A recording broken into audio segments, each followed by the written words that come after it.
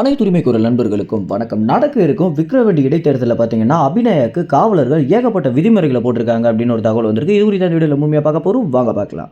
ஏற்கனவே ஈரோடு இடைத்தேர்தலுக்கும் பார்த்தீங்கன்னா காவலர்கள் இந்த மாதிரி மேனகா நவநீதனுக்கும் ஏகப்பட்ட விதிமுறைகளை போட்டிருந்தாங்க. அதாவது இந்த தெருவுக்குள்ள போய் நீங்கள் பிரச்சாரம் பண்ணக்கூடாது, இந்த மக்களை இடையூறு பண்ணக்கூடாது அப்படின்னு ஏகப்பட்ட விதிமுறைகளை போட்டது மட்டும் இல்லாமல் பிரச்சாரத்தின் போது கத்தி கூப்பாடு கூட போடக்கூடாது அப்படின்னு ஏகப்பட்ட பிரச்சனைகளை பார்த்தீங்கன்னா காவலர்கள் நாம் தமிழ் கட்சி நிர்வாகிகளுக்கு கொடுத்திருந்தாங்க. இதனை எதிர்த்து ஏகப்பட்ட கண்டனங்களை நாம் தமிழ் கட்சியுடைய நிர்வாகிகள் செய்திருந்தாலுமே அந்த பகுதியில் இருந்த காவலர்கள் முழுக்க காங்கிரஸ் வேட்பாளரான இளங்கோவனுக்கு தான் பார்த்தீங்கன்னா அதிக அளவில் ஆதரவு கொடுத்திருந்தாங்க. அதாவது இளங்கோவன் பிரச்சாரத்திற்கு வராரு அப்படின்னா அந்த இடத்துல நாம் தமிழ் கட்சி நிர்வாகிகள் இருக்கவே கூடாது அப்படின்னு காவலர்கள் பார்த்தீங்கன்னா அந்த ஒரு தருணத்தில் நிர்வாகிகளை அடித்து விரட்டிய காணொலிலாம் இணையத்தில் இருக்கு.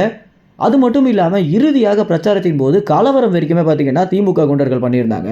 இப்படி நாம் தமிழ் கட்சிக்கு ஒரு இடைத்தேர்தலை கூட சரியாக நடத்த விடாமல் அரசாங்கமும் அந்த பகுதியில் இருக்கக்கூடிய காவலர்களும் வேலை பண்ணுறாங்க அப்படின்னு நினைக்கும் போது நாம் தமிழ் கட்சியுடைய நிர்வாகிகளை இந்த அளவுக்கு வெறுக்கிறதுக்கு என்ன காரணம் அப்படின்னு அனைவருமே சிந்திக்க வைக்குது அப்படின்னு தான் சொல்லணும். அதுலேயும் விக்கிரவாண்டி இடைத்தேர்தலில் வேட்பாளராக இருக்கக்கூடிய அபிநயாவுடைய மாமனார் பார்த்தீங்கன்னா ஒரு பாமக கட்சி நிர்வாகி அப்படின்னும், ஆனால் மருமகள் நாம் தமிழ் கட்சியுடைய வேட்பாளராக இருக்காங்க அப்படின்றது அந்த பகுதியில் இருக்கக்கூடிய மக்களுக்கு பார்த்தீங்கன்னா இந்த தேர்தல் மேலே ஒரு பெரிய ஆர்வத்தை தூண்டி இருக்கு அப்படின்னு தான் சொல்லணும்.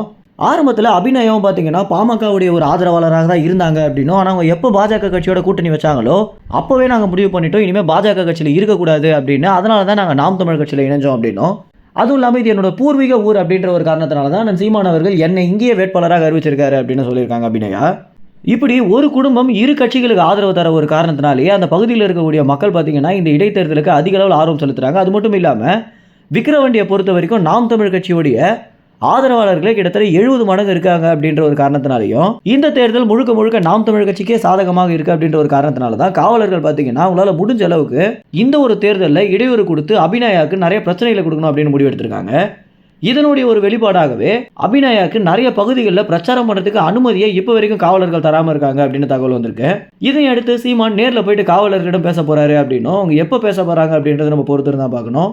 ஏற்கனவே இந்த கள்ளக்குறிச்சி விவகாரம் தமிழ்நாடு முழுக்க ஒரு பெரிய பரபரப்பை உண்டு பண்ணியிருக்க நிலையில சீமான் அவர்கள் இந்த கள்ளக்குறிச்சி விவகாரத்தை நேரில் போய் பார்த்த பிறகு விக்கிரவாண்டிக்கு போவார் அப்படின்னு எதிர்பார்க்கப்படுது. இந்த ஒரு தகவல் குறித்து என்ன நினைக்கிறீங்க அப்படின்றத உங்க கமெண்ட்ஸ்ல தெரிவிங்க. நன்றி, வணக்கம்.